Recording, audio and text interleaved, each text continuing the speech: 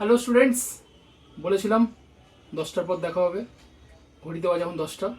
ঠিক আছে, কালকে উচ্চ মাধ্যমিক পরীক্ষার বিএসটিডি এক্সাম কমার্স স্টুডেন্টের। তো তোমাদের প্রত্যেক তোমরা যারা কাছে পড়ো প্রত্যেকেই সাজেশনস দিয়েছে। আশা করি সেগুলো রেডি হয়ে গেছে। এখন রিভিশনের টাইম। আমি কয়েকটা কোশ্চেন্স বলছি, অবশ্যই পরীক্ষা দিতে যাওয়ার আগে এগুলো ভালো করে রিভিশনস করে নিও। ঠিক আছে, খাতা কলম নিয়ে নাও। আমি কোশ্চেনগুলো বলছি, মার্ক করো, মানে লিখে নাও। প্রথম কোশ্চেন আমি পরপর চ্যাপ্টার ওয়াইজই বলছি। 2 নম্বর, 3 নম্বর, 5 নম্বর মিক্সড আছে, দেখে নাও। ফার্স্ট কোশ্চেন, কর্মী নির্বাচনের ধাপ বা পর্যায়।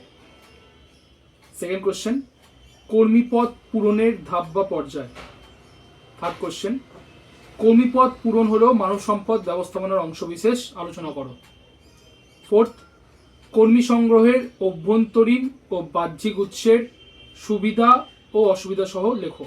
মানে প্রথমে অভ্যন্তরীণ উৎসগুলো কী কী লিখতে হবে, বাহ্যিক উৎসগুলো কী কী লিখতে হবে, এবং সেগুলোর দুটো করে সুবিধা, দুটো করে অসুবিধা। প্রশিক্ষণ ও উন্নয়নের মধ্যে পার্থক্য। অন দ্য জব ট্রেনিং এবং অফ দ্য জব ট্রেনিং এর মধ্যে পার্থক্য। আর এই চ্যাপ্টার থেকে লাস্ট কোশ্চেন, প্রশিক্ষণের পদ্ধতি। এগারো কোশ্চেন অবশ্যই এই চ্যাপ্টার থেকে দেখে নেবে। নেক্সট চ্যাপ্টার, খুব ইম্পর্টেন্ট কোশ্চেন, ম্যাসলোর চাহিদা তত্ত্ব এবং তার সাথে সমালোচনাটাও দেখে নিও। সেকেন্ড, নির্দেশদানের অপরিহার্য উপাদান। নেক্সট, একজন ভালো নেতার গুণাবলী। নেক্সট, তদারকির কার্যাবলী আলোচনা করো। নেক্সট, নিয়ম মাফিক ও অনিয়ম মাফিক জ্ঞাতকরণের মধ্যে পার্থক্য। নেক্সট, জ্ঞাতকরণের বাধা ও সেই বাধা দূর করার উপায়গুলি আলোচনা করো। নেক্সট, নির্দেশদান ও তদারকির মধ্যে পার্থক্য আলোচনা করো। নেক্সট, নিয়ন্ত্রণের সংজ্ঞা ও গুরুত্ব সহ লেখো। নেক্সট, খুব ইম্পর্টেন্ট কোশ্চেন, নিয়ন্ত্রণের ধাপ বা পর্যায়গুলি আলোচনা করো। নেক্সট, নিয়ন্ত্রণ ও পরিকল্পনার মধ্যে সম্পর্ক এবং পার্থক্য আলোচনা করো। নেক্সট, নিয়ন্ত্রণের সুবিধা ও অসুবিধাগুলি আলোচনা করো। দুটো চ্যাপ্টার ডান।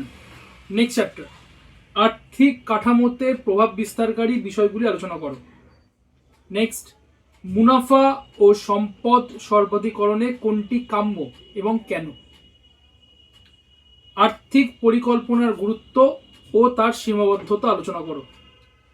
নেক্সট, স্থির ও কার্যকারী মূলধনের মধ্যে পার্থক্য আলোচনা করো।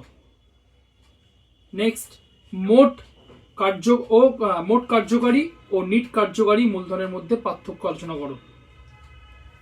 মূলধন বাজার ও টাকার বাজারের মধ্যে পার্থক্য আলোচনা করো। সেবির উদ্দেশ্য ও কার্যাবলী আলোচনা করো। ন্যাশনাল স্টক এক্সচেঞ্জের উদ্দেশ্যগুলি আলোচনা করো। প্রাথমিক বাজার ও গৌণ বাজারের মধ্যে পার্থক্য আলোচনা করো। আর্থিক বাজারের কার্যাবলী আলোচনা করো। টাকার বাজারে ভারতীয় টাকার বাজারের ত্রুটিগুলি আলোচনা করো, ত্রুটি বা সীমাবদ্ধতা আলোচনা করো।